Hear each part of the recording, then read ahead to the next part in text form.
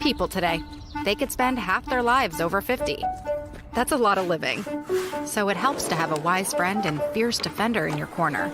A friend like AARP. So your health lives longer. This is just slow-mo karate? Just slow-mo karate. Your money lives longer. I just bought that.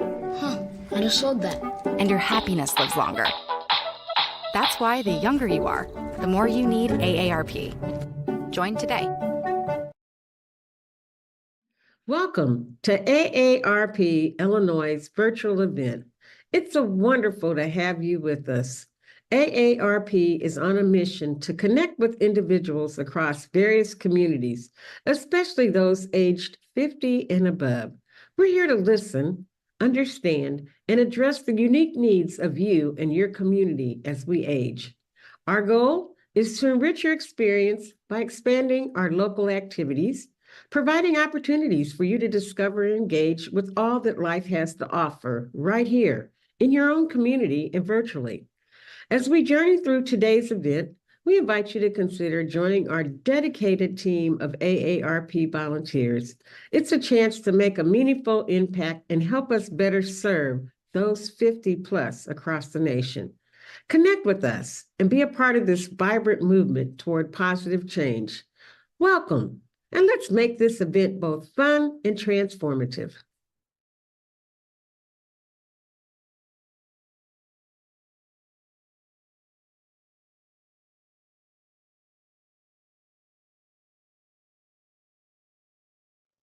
Hi, my name's Ellie, and today I'm here at the cookery making a chicken fried steak along with a side of maple glazed carrots. This video today is really for all those caregivers out there. You guys are on call sometimes 24/7, and this is just hopefully a break for you guys to sit back and relax and just breathe. So first off, we're going to start with our side, which is that brown butter maple glazed carrot. So the first thing that we want to do is melt our butter. We are going to make a brown butter, and if you have never had brown butter before, I feel sorry for you. It is amazing, and it is life-changing, honestly. So we are going to just melt our butter in a pan. You don't need a whole lot, just enough to cover the carrots. So we've got about 4 tablespoons in here, and we're just going to let that cook and kind of keep an eye on it. Brown butter is very interesting because it can take a long time to turn into the brown butter, but you need to keep your eye on it as well because once it kind of starts forming the brown butter, it can turn into burnt butter. So we like to keep an eye on it and kind of skim off the top a little bit because it will form a kind of top to it, if that makes any sense. Alright, so we've got baby carrots today, but you can use bigger carrots and just cut them up. And we've got a little bit of parsley for garnish today, along with some garlic to chop to add into our sauce. So we're going to start with our garlic here. And a fun little trick I actually just recently learned about garlic. If you take both ends and you just twist it, if I can get a good grip on it, if you just twist it, it'll be a whole lot easier for that skin to just come right off. And then from here, we are going to mince it. So what you do when you're mincing is you peel it, you crush it, and then you chop it really good. So when you are doing that first step, when you are crushing, on TV a lot, you'll see people use their knives to kind of crush down on it. But we don't like to do this here because over time it's going to bend your knife. And so we do it with the palm of our hand. So I take the hard part of my thumb right here, press down, and turn, and it is perfectly crushed. And then from here, you're just going to take it and mince it really, really well.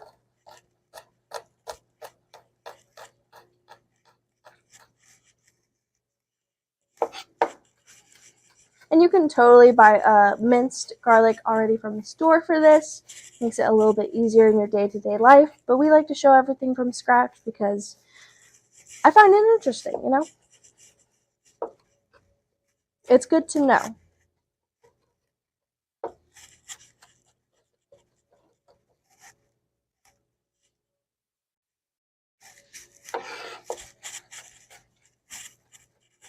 All right, so this is our perfect minced texture. And let's give our butter a little whisk. You can kind of see that topping that I was talking about, hopefully in the mirror. And it's just that white little skim on it. So to see the butter underneath, you just move that aside a little bit and check to see if it's browned yet. But that's going to be in a little bit. So let's get our parsley out of the way. I'm going to start by picking it off the stems.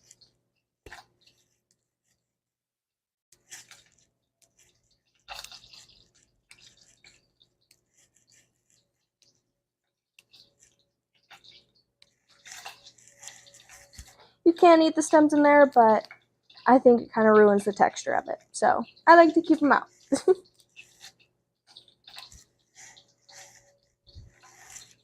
Forgot a piece. All right.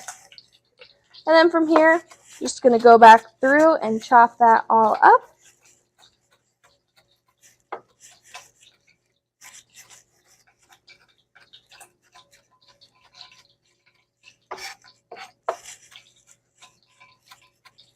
We don't want it too fine. We still want to be able to tell that it was parsley. So I'm going to leave it right like this.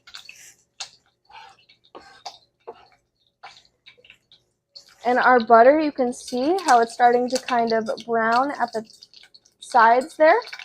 So this is a telltale sign that we are getting there. So I'm going to turn it down to low so it's not popping at me. And what you're looking for, or actually what you're smelling for, is this nutty, sweet type flavor. So I think I'm there because it's starting to get a little bit brown. You're going to see some brown bits, and this is when you'll know to turn it off and stop. And then next, I believe, we are going to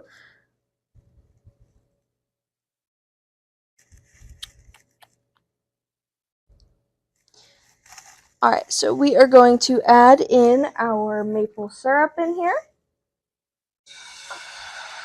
And we're going to go ahead and add in our garlic.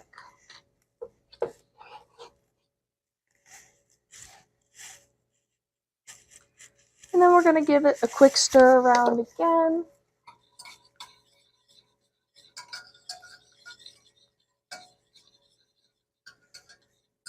Oh, and it smells awesome. Can't go wrong with butter and garlic. The maple syrup on top of it, like. Alright. So now we're going to pour half of this sauce onto our carrots. But I don't have a lot of sauce today, and I'm only serving me. So I'm going to go ahead and add in all of it because I cut my recipe in half. And you can always make some more sauce, but I want mine to be nice and coated. Then from here, I'm going to take some gloves. I'm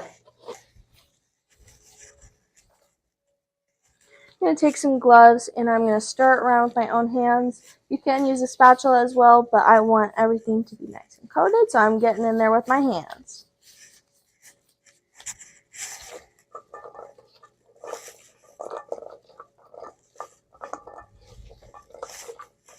Oh, and it smells wonderful.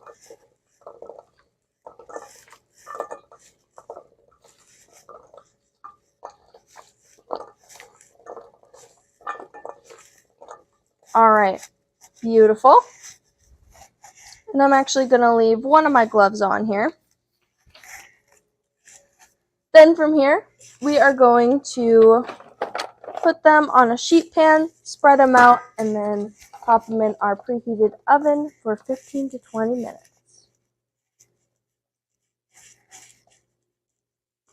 Alright, we will come back on these in just a little bit. So while that's in the oven cooking, we're going to move on to our chicken fried steak. Now, our first step is going to be to cut our steak into some strips.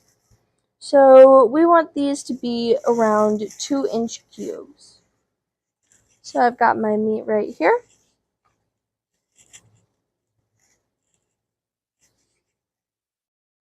And we're just going to kind of guess on our 2 inches, or you could whip out a ruler. but I'm thinking I do this and this, and this will just be a little bit smaller of a piece. And you could make these bigger if you just want one big serving. But today I'm just going to do a bit smaller pieces. So this way there is less ground to cover when we are frying these.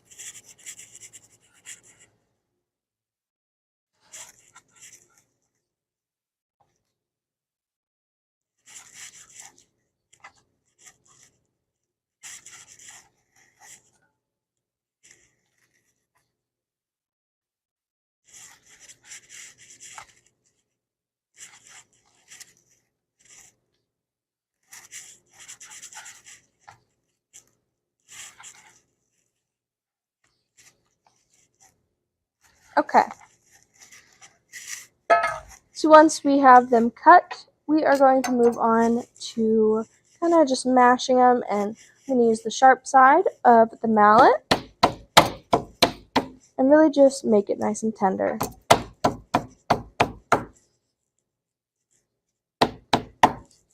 Alright, once I'm done, I'm going to place it into this bowl to move on to the dredging station. And if you have some family or friends and you want to go cooking with them, this would be a great chance to get them involved. You can have kind of like an assembly line.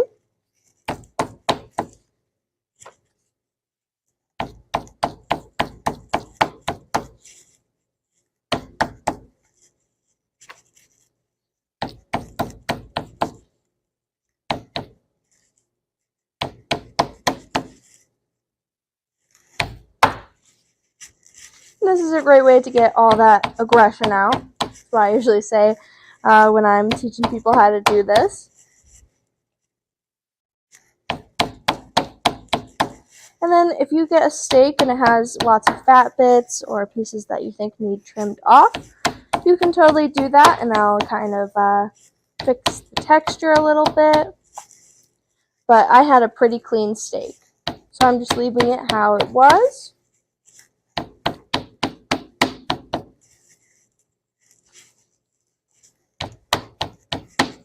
Oh, well, maybe this bit needs a little bit of trimming. Hold on. I think I spoke too soon.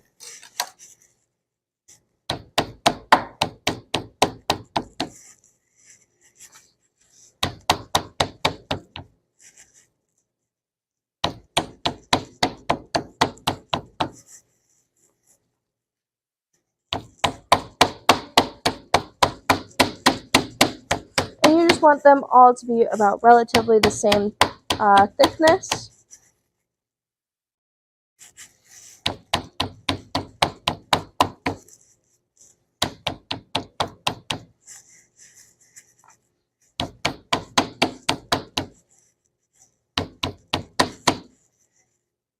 Now, I could not tell you why it's called chicken fried steak. Probably because it's cooked like how a chicken is cooked, but I do not know the history of that. So, if someone does, please feel free to let me know.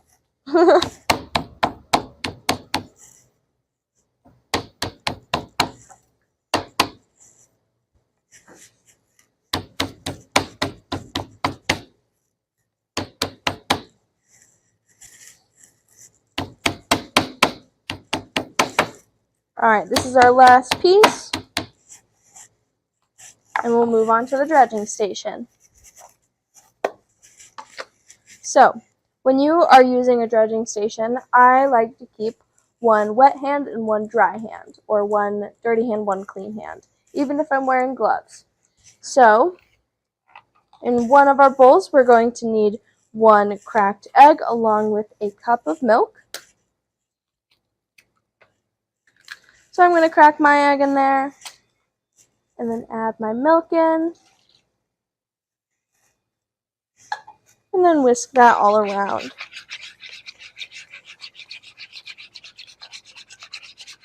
Until it's nice and incorporated.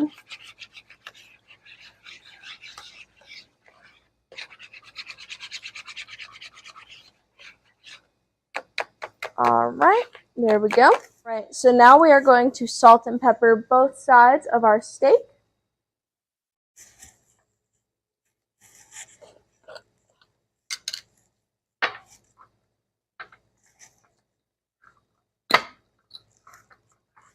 There we go. Just a little bit of pepper, and then flip it over. A little bit of pepper. Then a little bit of salt. Flip it over, and a little bit of salt. And we're going to keep doing this for all of our strips. And then once you have it salt and peppered, then it's going to go straight into our flour mixture. So I'm going to say that this hand is my flour mixture and this hand is going to be my egg. So really coat this in here. And once it's nice and coated, looking like this, we are going to pop it in with the eggs. And then set it back into the flour. Yep, so we are going to pop it back into the flour mixture.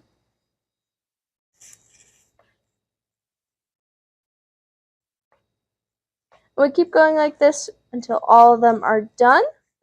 So now that our steak has been breaded, we are going to start heating up our oil with our 1 tablespoon of butter in there. So I'm going to stir that around.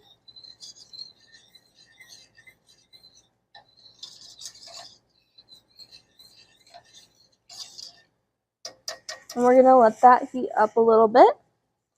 And how you can kind of test to see if it is ready is you are just going to take a little pinchful of flour. And I doubt it'll be ready yet. But once you put the flour in there and it starts sizzling, that's when you know it is ready for your steak. So we are just going to be patient with it a little bit. And look at our dredged steaks. This is exactly how it should look when you do it at home. And that flour mixture is definitely the most important part, is giving your steak all of that flavor.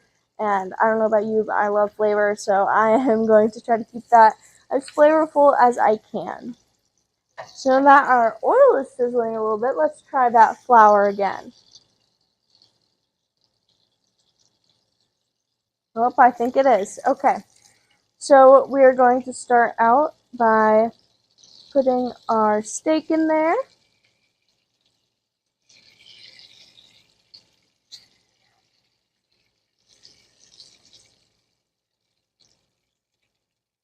These are going to be my test dummies. So let's see here. And we're going to let that cook for a little bit until it's nice and golden brown on one side, and then flip it over to the other.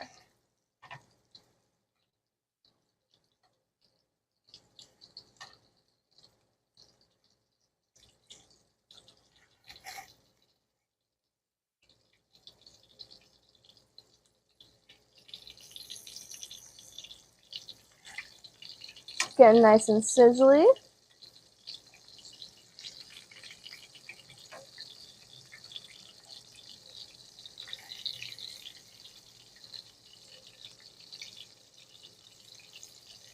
And this is going to be about 3 minutes on each side.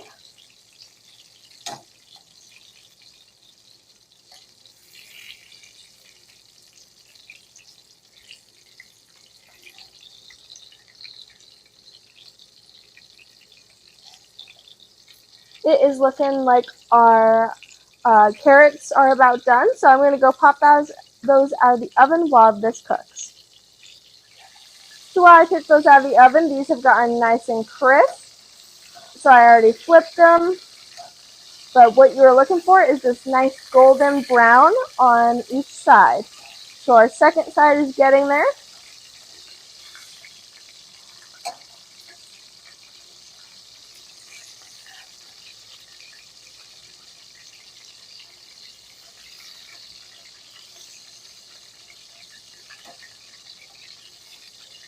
Alright, I think this one is looking perfect. So I'm going to take it out and I'm going to put it on a little wire rack to get all that oil off of it.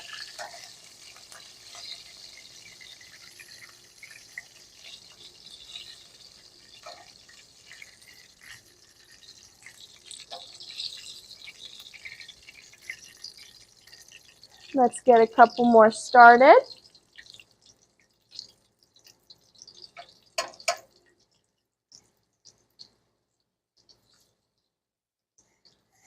All right, let's come over here and look at our carrots real quick.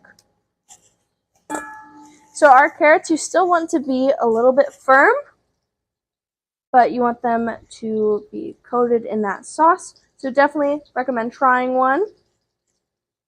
And we're going to get a nice bowl to put these in and top them with a little bit of parsley.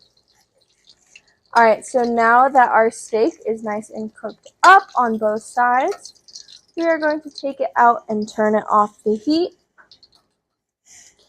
And we are going to start on our gravy. So we need to get our flour in here along with a little bit of our grease from our steak. So how to make a roux is just a bit of fat, in case butter, or in this case oil, and then a little bit of flour. So this will make the roux when you combine them, and that is the part that kind of thickens up your gravy and gives it a little bit of flavor too. So that's why we're taking the oil that we cooked our steak in, so that it has that steak flavor. So we're just going to add in a little bit into our gravy pot. So I don't want all of this grease. Say about that much. And then our 1/3 cup of flour. So let's turn our burner on and whisk it up. And if you find that you need a little bit more fat or a little bit more flour to get that consistency that you need, you can add some more, and I'm thinking we might as well.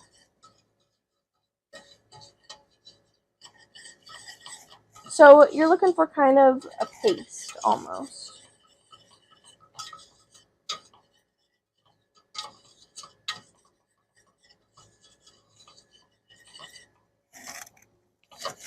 Smells good.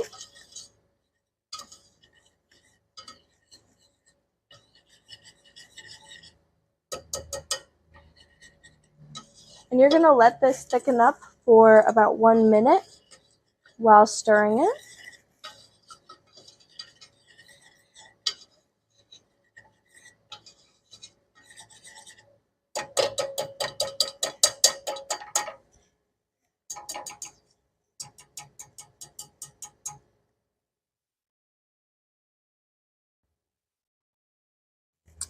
And then from here, we are going to then pour in the milk and keep on whisking it.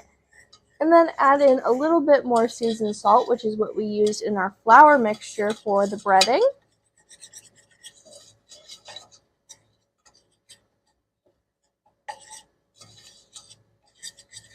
So that now that it is a nice paste, we're going to add in our milk. And it's 3 to 4 cups, so really there's consistency or how much you want to make, so that is up to you.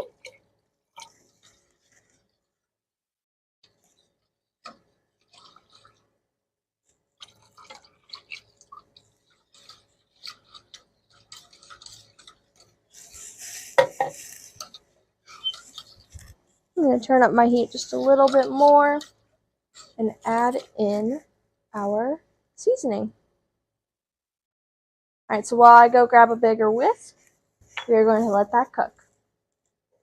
So while we waited for our gravy to thicken up, which was about 5 to 10 minutes, we did a little quick cleanup, and now we are ready to garnish our dishes. So starting with our carrots, we are going to add that little bit of chopped up parsley on top. And that just really adds a pop of color in there, a little bit more flavor, and makes it look absolutely stunning. And then next up, we are going to want to put a little bit of gravy on our country fried steak.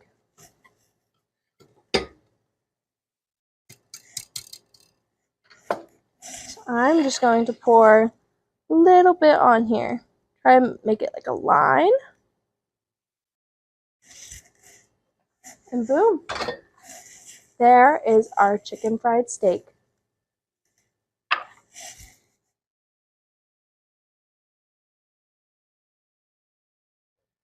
So now that we've made our fried steak and our glazed carrots, we're going to make a bit of an appetizer to finish off this meal. So we are going to be making a pimento cheese spread, which is a nice, simple recipe that is just nice and quick. So to start off with, we are going to fire roast a jalapeno. So when you're doing this, you want a pretty high flame. And we're just going to take our jalapeno, or really any pepper, and place it right on top if you can. This one's kind of small. You might just place it right there. Let's see if this one has a... There we go.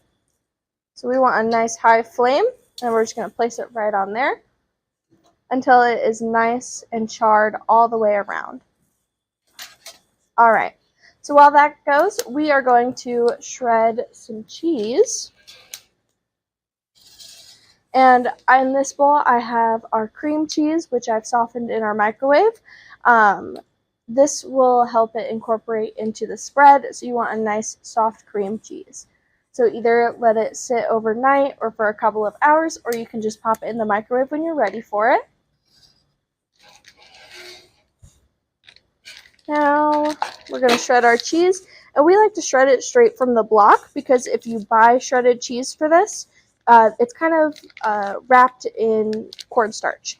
So it's going to be kind of starchy and it won't incorporate as well, so we like to take it straight from the block. We're just going to go for about 1 cup because I'm halving this recipe. And this is a great little cheese spread for Thanksgiving or family events, and it adds a little bit of Southern charm to it.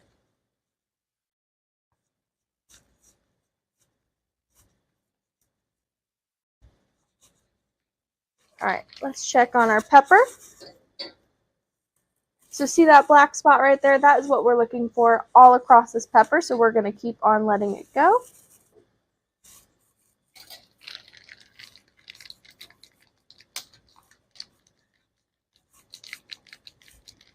And roasting this pepper really brings out all of the flavors, and I love it. If you make like a crostinis, like a bell pepper one, it is just amazing, and it brings out all the flavors, makes it nice and soft.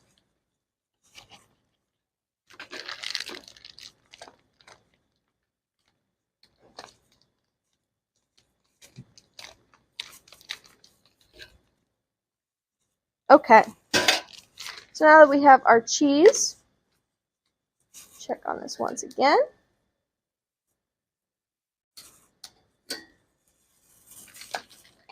And then while we wait for that to cook, we're going to add in our seasonings to our bowl.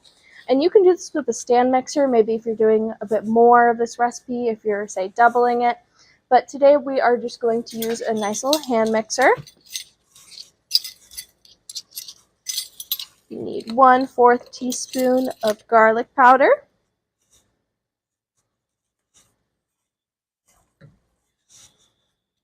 And 1/4 teaspoon of cayenne.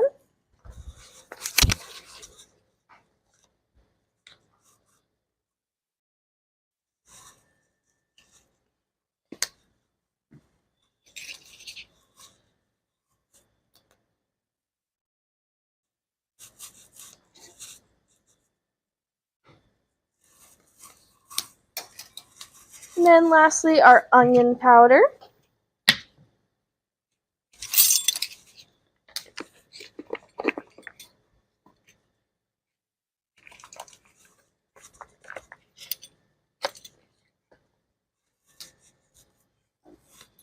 Perfect. And what I like about this is, like I said, it's fast, it's an easy recipe. So all that we really need to do is just add in all of our ingredients to one bowl, which doesn't happen often in recipes. and just stir it around.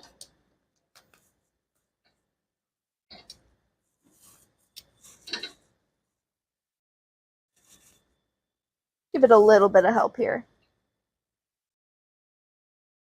And if you don't have a gas stove like we do, if you have an electrical one, what also works for this is using the broiler on here. So just like you would char corn, you would char the pepper.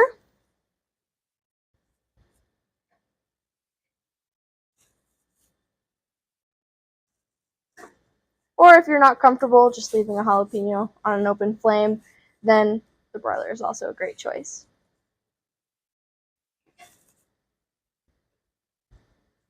Alright, I'm going to call it good there.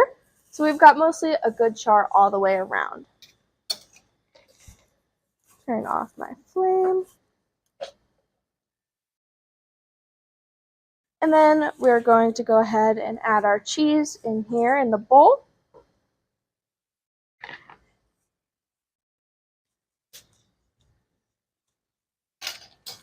And make some space for our cutting board.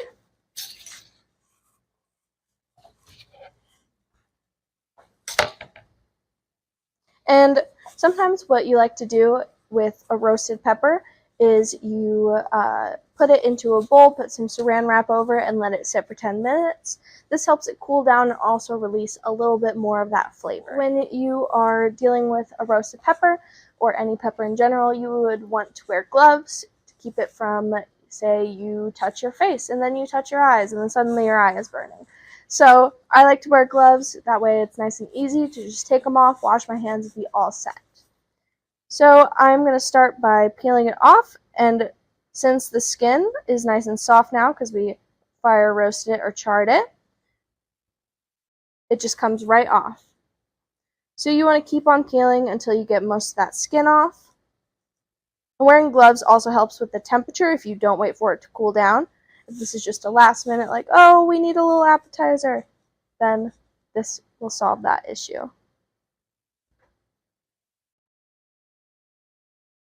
And this is also optional, the pepper.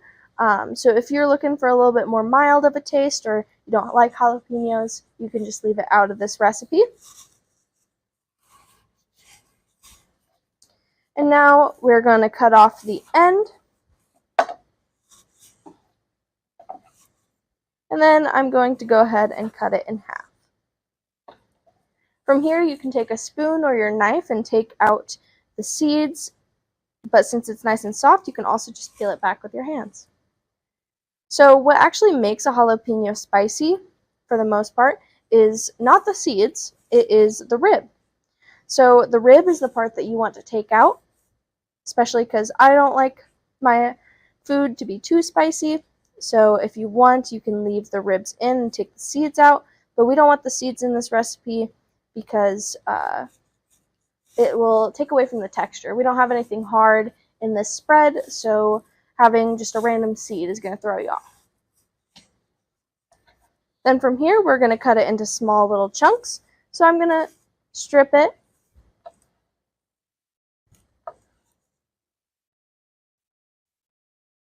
And then from here, I'm going to dice it up.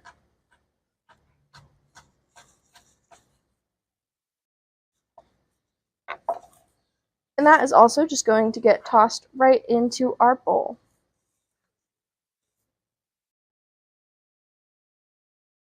Now I can take off my gloves, and we can add in our drained pimentos. So we just bought a jar of pimentos that were already diced. They come in a juice that really flavors them up. So now we have all of our ingredients in here. We're going to use our hand mixer to stir it up. When you're using a hand mixer, to avoid a huge mess, I like to use a high-rimmed bowl, because if you're using more of a shallow bowl, it's going to get all over your walls, all over your counters, and a bigger cleanup for you.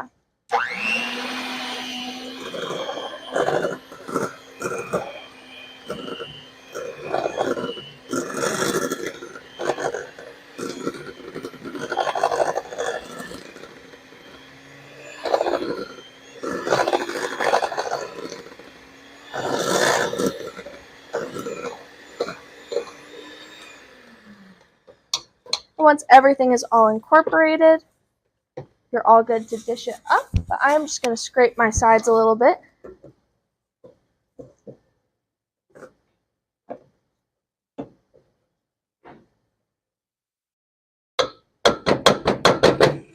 And we're going to add in a little bit of salt and pepper to taste. So just a little bit.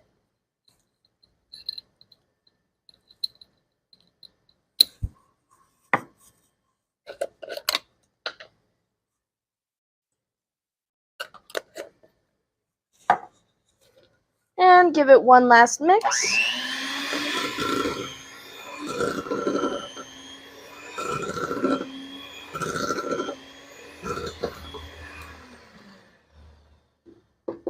Alright, now that it's all done, we can serve that with some crackers, maybe a little bit of green onions on top, and it will be absolutely delicious and impress all your friends and family.